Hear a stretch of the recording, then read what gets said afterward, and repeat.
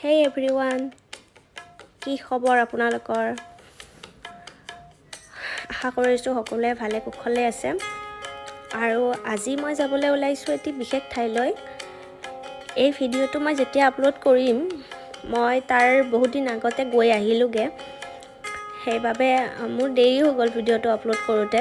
Actually মই ইউটিউবত ইমান বেছি এক্টিভ নহয় আৰু এই বস্তুবিলাক মোৰ মেমৰি বা মোৰ কেতিয়াবা চাবলৈ বুলি সাঁচি ৰাখিবলৈহে আপলোড কৰিছোঁ। জানো ইমান ভাল কোৱালিটি মই দিব নোৱাৰিম, চেষ্টা কৰিম আৰু এনেকৈ অলপকৈ চাগে কেতিয়াবালে আপোনালোকে আদৰি লয়।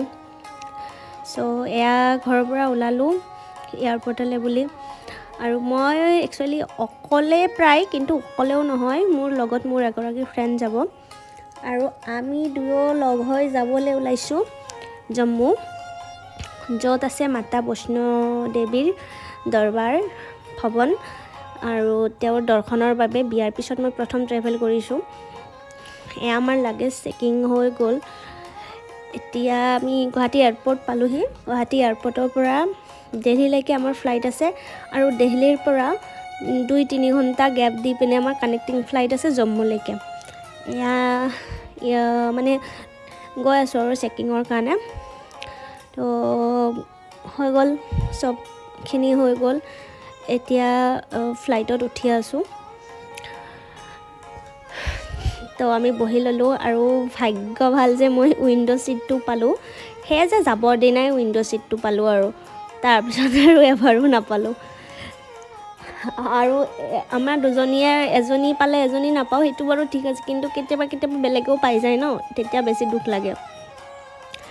আৰু এইবিলাকৰ মাজত তাই মোৰ ইনষ্টাগ্ৰামৰ ভিডিঅ'বিলাকত লাইক কৰি আছে, আৰু আপোনালোকেও মোৰ ইনষ্টাগ্ৰামত চাব পাৰে, জুৰি বৰুৱা বুলি আছে, চাব পাৰে আৰু মোৰ ৰিলচবিলাক চাব পাৰে। মই বিৰাট ফানি ৰিলচ বনাই থাকোঁ আৰু মই বিৰাট ট্ৰেজেডি ভালি থাকোঁ তাতে, তো মোক ফ'ল' কৰিব পাৰে।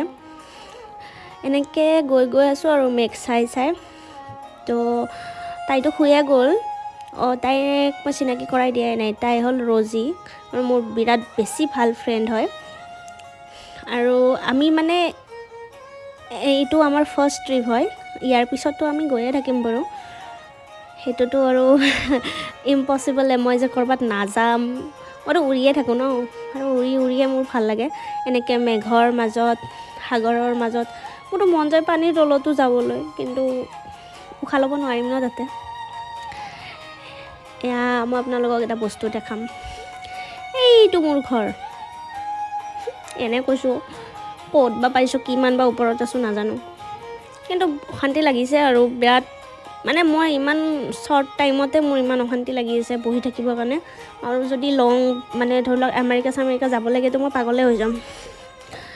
একো নাই বাৰু, পাম লাগিছে, অলপ দেখিছোঁ। তো ফাইনেলি আমি দিল্লী পালোহি, অলমষ্ট পালোহি। ইয়াৰ পৰা আৰু বেছি টাইম নালাগে, হাফ এন আৱাৰত পাই যাম।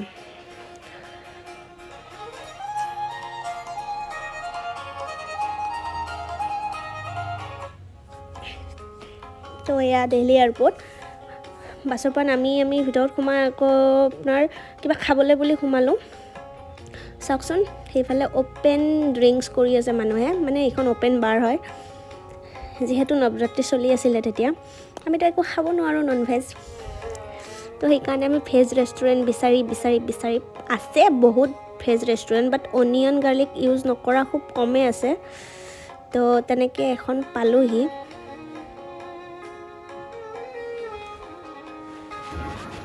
তো গাইজ আমি এয়া এয়াৰপৰ্টত আছোঁ আৰু এয়া আমি লাঞ্চ কৰিম। একদম ভেজ আৰু পিয়ৰ ভেজ। মই পনীৰ খাইছোঁ, তুমিতো পিঁয়াজো দিয়া খোৱা নাই, খাইছোঁ লেমন ৰাইচ আৰু মঞ্চিৰা ৰাইচ। আপোনালোকে আহিলে আমাৰ নাম ক'লে ইয়াতে খাব পাৰিব। আমি যে ফ্ৰীতে খাই আছোঁ এতিয়ালৈকে।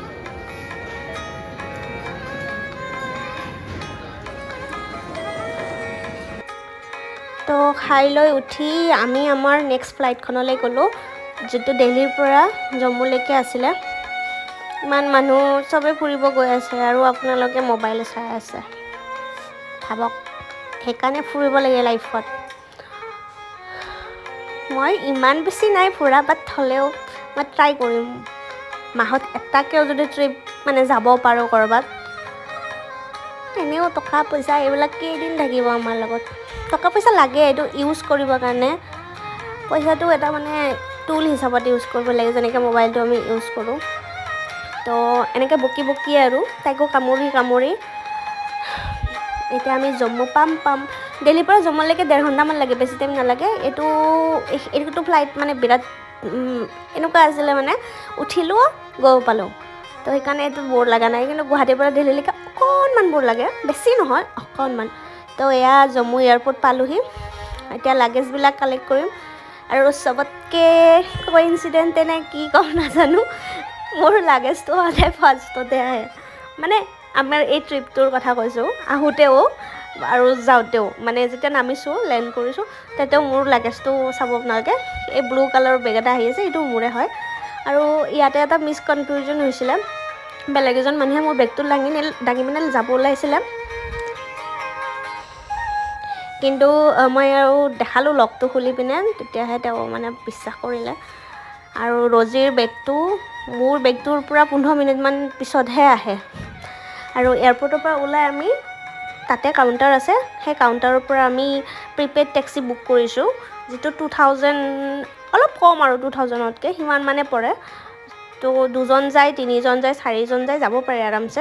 আমি যিহেতু দুজনীয়ে আছিলোঁ, তো সেইকাৰণে আমি দুজনীয়ে টেক্সিটো বুক কৰিলোঁ। যিহেতু ছেফটিৰ কথা আছে, বেলেগ গাড়ীত যাব অলপমান ৰিস্কি হয়, আৰু কমিউনিকেশ্যনো অলপমান সেনেকুৱা হয় ন, ইয়াৰ পৰা আপুনি বেলেগ গাড়ী যাব, ৰাতি হৈছে যিহেতু, সেইকাৰণে আমি টেক্সিটোৱে লৈ ল'লোঁ, যিটো কনভিনিয়েণ্টো হয় বহুত বেছি, ভালে লাগিলে। তো এয়াৰপৰ্টৰ পৰা ওলাই আমি ডাইৰেক্ট টেক্সিখন মানে চবতে মানে তাতে বহুত টেক্সি আছে, তো আমি আমাৰ নাম্বাৰটো টেক্সিখন বিচাৰিবৰ কাৰণে তালৈকে ওলাই গ'লোঁ। গৈ আপোনালোকক মই এবাৰ জম্মু এয়াৰপৰ্টটো দেখাই দিওঁ। গোটেই এয়াৰপৰ্টটোৰ লুকটো যিটো মাতা বৈষ্ণোদেৱীৰ ভৱনটো, মন্দিৰটোৰ আধাৰতে বনোৱা হৈছে, প্ৰায় অলমষ্ট তেনেকৈ বনাইছে। ভৱনটো এনেকুৱাই মানে সৰু সৰু বিল্ডিং টাইপত, সৰু সৰু মন্দিৰ টাইপত, এনেকুৱা টাইপত। তো এয়াৰপৰ্টৰ পৰা ওলাই এইজনে আমাৰ ড্ৰাইভাৰ হয়, তো তেওঁ আমাক ইয়াৰ পৰা প্ৰায় 1.5-2 ঘণ্টামান লাগিব, আৰু এয়াৰপৰ্টৰ পৰা 2 ঘণ্টামান লাগে আৰামছে গ'লে। তো তেওঁৱে ড্ৰাইভ কৰিছে, আমি তেওঁৰ গাড়ীত গ'লোঁ, গৈ আছোঁ। আৰু এই ঠাইখিনি ইমান বেছি মোৰ প্ৰিয়, মই এতিয়ালৈকে যিমানবাৰ গৈছোঁ মোৰ নিজৰ ঘৰত যোৱা যেন লাগে। একচুৱেলি মাৰ ওচৰত গ'লেতো ঘৰৰ নিচিনাই লাগিব ন, সেইটোৱে কাৰণ। আৰু এইটো মেইন চিটি হয়, আমি ইয়াৰ পৰা কাটৰালৈকে যাম। আৰু আপোনালোকে ট্ৰেইনতো আহিব পাৰে, ট্ৰেইনত ডাইৰেক্ট কাটৰালৈকে, মন্দিৰৰ ওচৰলৈকে, মানে যিটো ষ্টপেজ জম্মু টৱি বুলি এটা ষ্টেচন আছে, তাৰ পৰা গ'লে আমি এতিয়া যিমান ট্ৰেভেল কৰিম ন ইয়াতে এয়াৰপৰ্টৰ পৰা, সিমানে আপোনালোকে ট্ৰেভেল কৰিব লাগে যদি জম্মু টৱিৰ পৰা যায়। মানে সেনেকৈ যায়, টৱিৰ পৰাই যায়, তাৰ কাৰণে ট্ৰেইনবিলাক কাটৰালৈকে খুব কমেই থাকে। আৰু যিকেইখন কাটৰালৈকে থাকে, দিল্লীৰ পৰা কেইখন কাটৰালৈকে থাকে, সেইবিলাকত যাব পাৰে। দিল্লীৰ পৰা জম্মু কাটৰা বুলি চাৰ্চ কৰিলে পাই যাব, তালৈকে টিকট কাটিলে তালৈকে গ'ল। কাটৰাত নামি আপোনালোকে একদম মেইন চিটি আৰু তাৰে পৰা মন্দিৰলৈকে মানে যিখিনি খোজ কাঢ়িব লাগে সেইখিনিয়ে। আৰু এই ৰাস্তাটো ইমান ধুনীয়া, চবফালে পাহাৰ আছে। এটা টাইমততো আপোনাৰ ৰাইট চাইডে যদি আপুনি বহি লয় তো দেখিব ভৱনটো দেখাই পায় আধামান ৰাস্তা যোৱাৰ পিছত। তো এনেকৈ এই ৰাস্তাটোত বহুতকেইটা টানেল আছে, 4টামান টানেল আছে, কেইটামান বহুত লম্বা আছে, কেইটামান চুটি আছে, বিৰাট বেছি ভাল লাগে। আৰু আমি দুটা বিৰাট এনজয় কৰিছোঁ। আমি দুটা অকলে গৈছোঁ, তথাপিও আমাৰ এইটো ফিল হোৱা নাই যে আমি অকলে গৈছোঁ। বহুত বেছি ভাল লাগিছে, আৰু এই এক্সপিৰিয়েঞ্চটো মই কেতিয়াও মানে পাহৰিব নোৱাৰোঁ। আৰু সেইকাৰণে মই ভিডিঅ'টো আপলোড কৰিছোঁ ইমান দিন পিছত। মোবাইলতে এদিন নহয় এদিন হেৰাই যাব ন, তো ইউটিউবত হ'লে সেইটো এটা সাঁচি থাকিব। আৰু যিবিলাকে ভিডিঅ'টো চালে তেওঁলোকে অশেষ ধন্যবাদ। নেক্সট ভিডিঅ'টো আপলোড কৰি আছোঁ, কেনেকৈনো দৰ্শন কৰিলোঁ, কি কৰিলোঁ। তো নেক্সট ভিডিঅ'টো চাব বুলি আশা ৰাখিলোঁ। Thank U.